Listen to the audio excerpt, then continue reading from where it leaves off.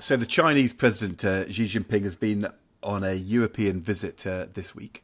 He was dining with President Macron to celebrate 60 years of Sino-French relations, and he was then off to Hungary and to Serbia today and tomorrow. I think the German SPD leader Schulz was over in Beijing meeting Xi the week before. Interesting when you are reading the Financial Times previews the Xi visit in a sort of very geopolitical or European political way. What does it mean for foreign policy, for France, for Germany, for whether there's a coherent approach to these issues, whether it comes to trade or relations with China. When you look at the New York Times, they see it in a much more kind of hard economic way. This is him shoring up the Belt and Road Initiative with Hungary and Serbia, all about kind of trade and finding ways to get within the European umbrella in terms of being able to export into the European market. And there's been lots of kind of tensions over those things. But the very striking thing is he's not crossed the channel. I mean, it's hard to imagine 10 years ago the Chinese president coming and not coming to Britain. And this is almost unremarked upon. It's like British-Chinese relations are now so in the deep freeze and nobody's even surprised. And that is quite a change from when you were Chancellor, David Cameron was Prime Minister. And is it a reflection of internal Conservative Party politics that the Chinese relationship has fallen so much into the deep freeze? What's going on? Yeah, look, I think it's interesting that France can throw a state visit for. So he has dinner in the Élysée Palace. He's then going off to a town in the Pyrenees where Emmanuel Macron used to go, I think, when he was a child. And it's controversial, and Macron has to say some things about how he's, also going to confront Xi on some key issues like human rights and the treatment of the Uyghurs and so on. But fundamentally, there's no problem with having a state visit.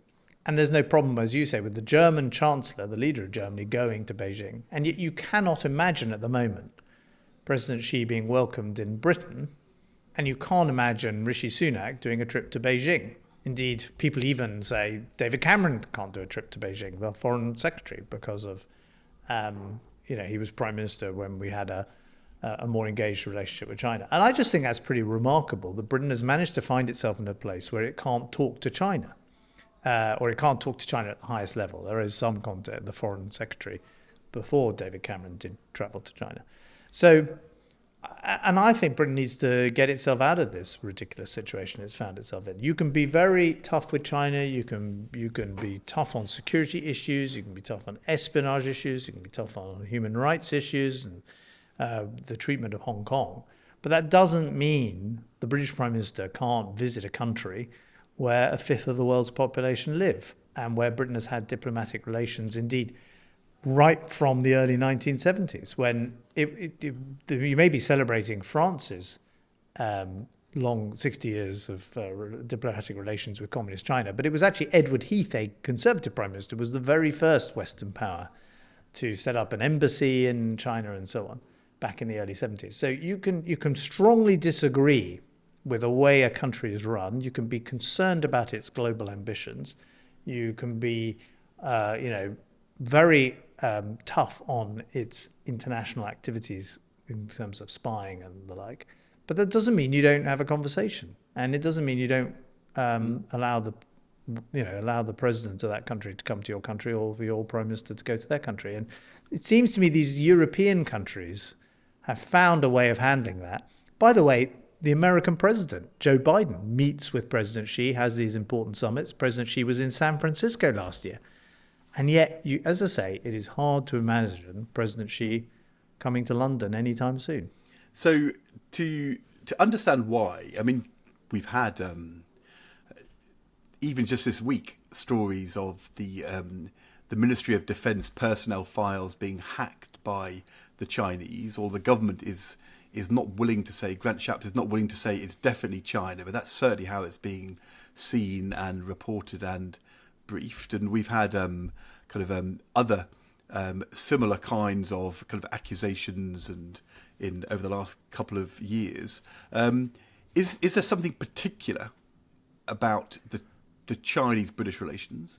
Is it that in the era of kind of Cameron Osborne, you were seen to have become too close over, relations, going out for drinks in pubs, asking them to invest in our new nuclear plants, and therefore for Rishi Sunak, distancing himself from that period as a way of trying to appease the Tory right, which has become much more anti-China. This is an easy thing for him to do, and therefore he's choosing it as a piece of internal domestic party management.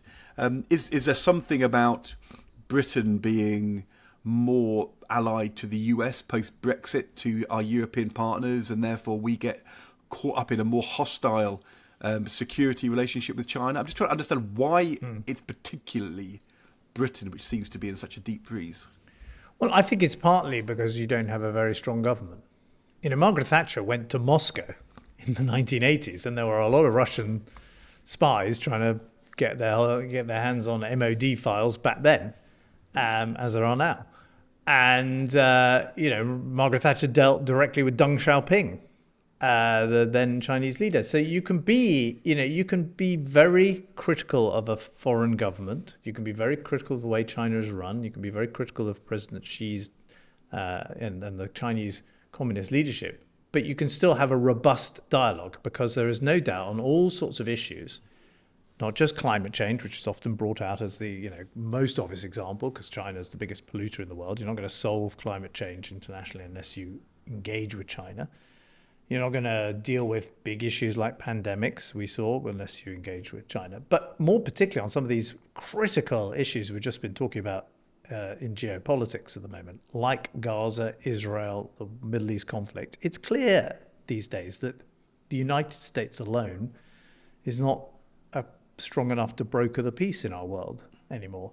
In Ukraine, the Chinese voice is going to be absolutely central to trying to find a way to bring that conflict to an end. And I question, I think it's too late now for the Sunak government to find a way of having that conversation with China.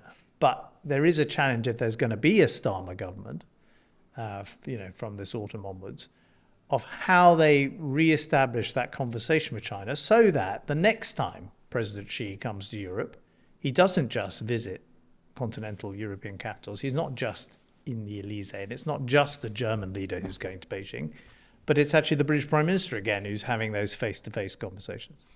I think that's really interesting, because I don't think if there's a change of government, you have the same kind of internal political pressures. There isn't the same kind of sort of fervently anti-China lobby in the Parliamentary Labour Party as there is in the Conservative Party these days. It seems to me for very domestic political reasons. I may be wrong about that. And when there was a Labour government before, they weren't as close to China as you and David Cameron became. But, I went to China a number of times for Treasury work. And back in those days, and this would have been true when you were in the Treasury too, there was a clear alliance between the Treasury and the Foreign Office, both of whom, for different reasons, thought that this engagement, critical engagement with the Chinese, was absolutely the right strategy. And I just wonder whether, if there is a change of government, whether that will carry on. I'm sure that David Lammy, who's out at the moment in Washington meeting, kind of close Trump aides, his progressive realism will mean that he at the Foreign Office will want that kind of Chinese engagement. But Rachel Reeves's Securenomics, does that push her in a sort of Bidenomics type of way to a more hardline, trade critical, workers' rights critical relationship with China than you might have seen from the Treasury when you or I were there? Does this become a tension point between the Treasury and the Foreign Office over which Keir Starmer has to preside? I think his instincts will be to talk rather than not talk. So I think you are right to see that there'll be a change of government. I just wonder whether the Treasury will be on this.